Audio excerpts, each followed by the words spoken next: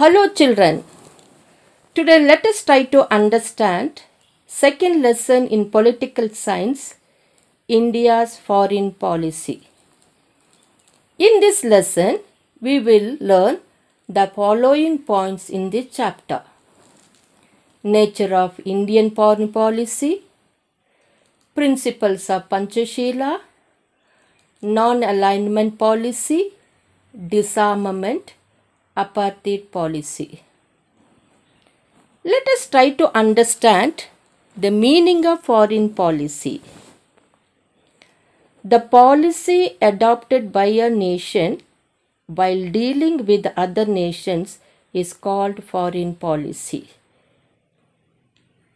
The policy adopted by a nation while dealing with other nation is called foreign policy. Children, why do we need foreign policy? Out of 200 countries in the world, very few countries are developed. Most of the countries are in the process of developing and many countries are backward countries. So no country is self-reliant or self-sufficient. No country can live in isolation. So countries of the world are interdependent, whether they are developed, developing or underdeveloped. They have to depend on each other, and whatever they have more, they have to export to other countries. What they are in need, they have to import from other countries. So foreign trade develops the idea of interdependent. So every country regulates its interaction with other country through its foreign policy. Next, let us learn about India's foreign policy. As you all know, India is a sovereign country. Then what do you mean? Sovereign country is that country which is not any other country's control, either for internal or external issues. So India has its own foreign policy after independence. What about before independence? You all know we were under the control of the Britishers. After independence, India followed our own international policy, international or foreign policy. If a country is independent, it can take the decisions related to the country on its own. In the same way, it can decide what kind of relationship it should have with the other nations in the world. That is called foreign policy. India has been considered one of the major countries of the world. Why? You all know India is having huge population, abundant of natural resources which are both exhaustible and inexhaustible resources, and well developed military forces. Of course, Indians are very intelligent, development of industries, and because of that, India is considered one of the major countries of the world. So,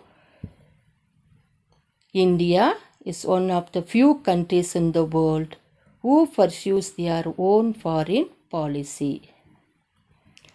Now, let us try to understand the aims of foreign policy. 1.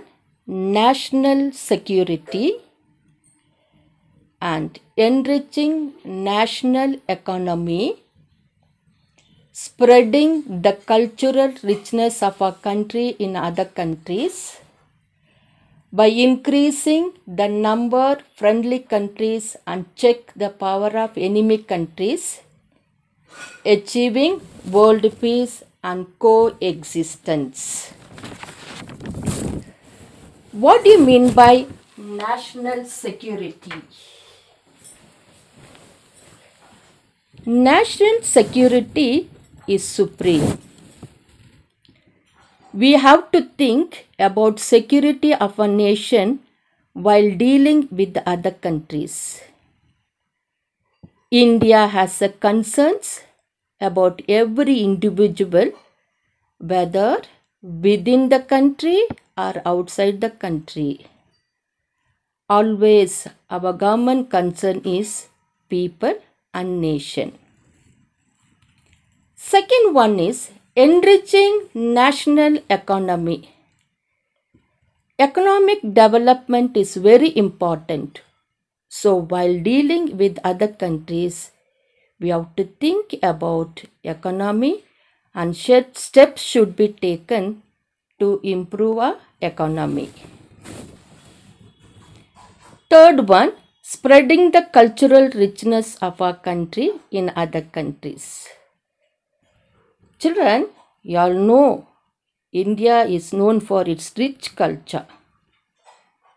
We have to spread our culture. If we do so, our influence will increase in other countries. Fourth one is increasing number of friendly countries. As much as possible, we should be friendly with all the countries of the world, especially with the neighboring countries. When we develop friendly relationship, the enemies will not attack. Achieving world peace and coexistence. Peace and coexistence are the main principles of India. We are for peace. Our policy is no war, only peace. Children, on 7th September 1946, Pandit Jawaharlal Nehru addressed nation. And you all know, Pandit Jawaharlal Nehru was the first Prime Minister of independent India, and also he was an External Affairs Minister and architect of India's foreign policy. His main aim was to give the best foreign policy. Being a visionary, he was aware what sort of foreign policy India requires for its development. All because of his hard work. Today, India has very good and appreciable foreign policy. Our foreign policy is influenced by many things. They are national interest, geographical interest, political situation, economic interest, military issues, public opinion, international situation.